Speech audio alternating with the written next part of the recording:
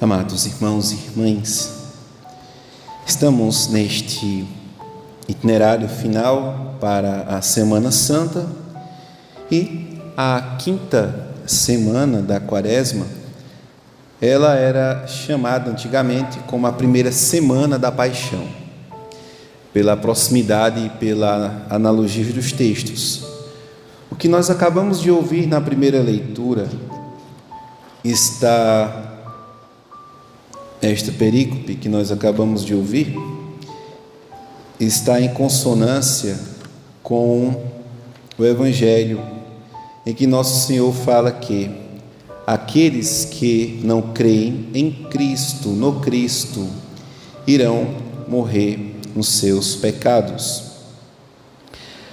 A analogia das serpentes que foram enviadas para o povo antigo que caminhava com Moisés no deserto, mediante a sua ingratidão para com os benefícios de Deus, de modo que blasfemaram contra Deus, dizendo que tinham nojo do alimento, chamando aquela providência que Deus tinha enviado, que é o pão que foi enviado a Moisés, e como castigo veio então serpentes que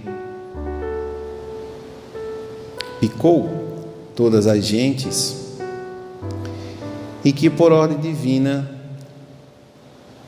a pedido do povo, reconhecendo seus pecados, pecamos falando contra o Senhor e contra ti, roga ao Senhor que afaste de nós as serpentes, e a providência divina pede para que Moisés confeccione uma serpente para ser elevada, uma serpente de bronze, faze uma serpente abrasadora e coloca-a como sinal sobre uma haste. Aquele que for mordido e olhar para ela, viverá. Então sabemos que Deus interveio, caminhava com este povo. Ele era a rocha, aquela rocha que Moisés bateu com o cajado, que daquela rocha jorrou água, e esta rocha, claro, diz o autor sagrado, que caminhava com o povo, ou seja, uma rocha não vai caminhar com o povo, mas dizer que Deus acompanhava aquele povo com a sua proteção. E neste santo evangelho, nosso Senhor fala que para onde ele vai, os fariseus não saberiam, perguntam se ele iria morrer, mas ele afirma ser do alto, e enquanto os outros eram daqui, cá de baixo, e que o Cristo, o Filho e o Pai eram um. Se não acrediteis que eu sou, é o que Jesus fala, eu sou. Isto ressoa nos ouvidos dos fariseus como algo muito estranho, porque eu sou, lembramos, que foi uma revelação feita a Moisés no Antigo Testamento. A sarça ardente, aquele braseiro que não acabava de queimar, no deserto era muito comum ter isto, devido ao calor, mas aquela sarça ardente era diferente das outras. Foi lá que foi revelado o nome de Deus a Moisés. Senhor, e o que eu vou dizer quando perguntarem o seu nome? Diga que eu sou. Então, o eu sou que Cristo agora fala provoca a inteligência dos fariseus, e eles, claro, reconhecem isso como sendo uma blasfêmia, e este desenrolar de mal compreensão, de tentativa de pegar Jesus em alguma palavra ou algum erro contra a lei, vai se desenvolver até chegar o momento em que realmente nosso Senhor, ele será preso. Então, por isso que nós estamos vivendo esta semana já com um novo tom. A semana última, a 5ª semana da Quaresma, já é realmente um desenvolvimento desta trama, e é uma prefiguração, ou seja, muito próximo já da paixão de nosso Senhor Jesus Cristo. Dito isto, agora vamos meditar sobre o que o Santo Evangelho coloca a partir do que nosso Senhor Jesus expõe. Eu parto, ou seja, eu vou morrer, e vós me procurareis, mas morrereis no vosso pecado. Então, o pecado é de fato como que uma serpente que inocula o seu veneno, e a condição para ser salvo desses pecados é crer em Cristo. Ele vai ser elevado no madeiro. Ele é a bênção que acompanhava o povo com água, com maná, com alimento e com a cura do pecado. Meditávamos domingo e não podemos deixar de pensar nisso. O maravilhoso milagre que Cristo fez, amados, é perdoar os pecados. Precisamos reconhecer a estrutura da alma. O que é a alma? O que é a pessoa humana?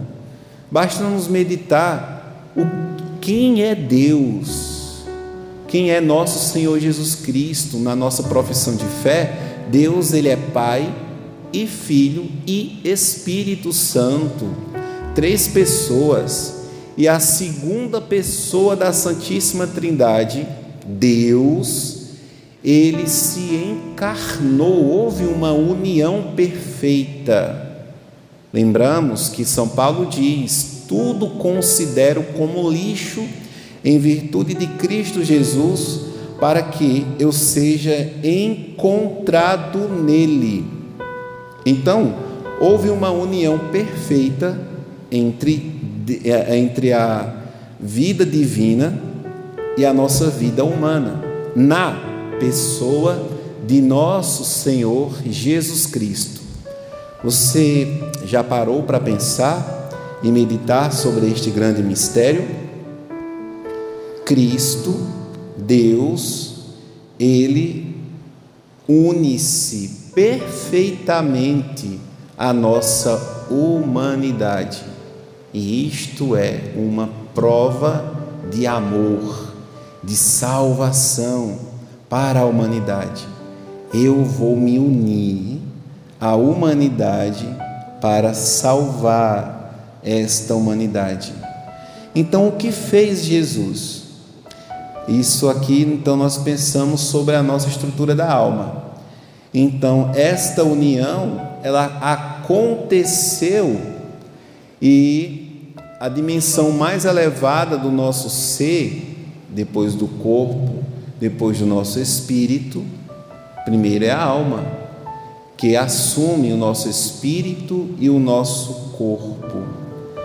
Então, amados, por que Jesus ele realizou esta união? Porque ele se rebaixou à nossa fraqueza, sofreu, se humilhou, viveu numa família humana, caminhou conosco, fez milagres, foi humilhado, e vamos viver toda esta paixão. Você acha que isso foi só porque ele quis assim, pirilim pim pim? Eu vou ali descer naquela galera lá e vou dar uma voltinha aqui do sumo bem, que é a Trindade Santa, sem perder a minha divindade. Eu vou ali dar uma volta na galera, só isso? Vocês acham?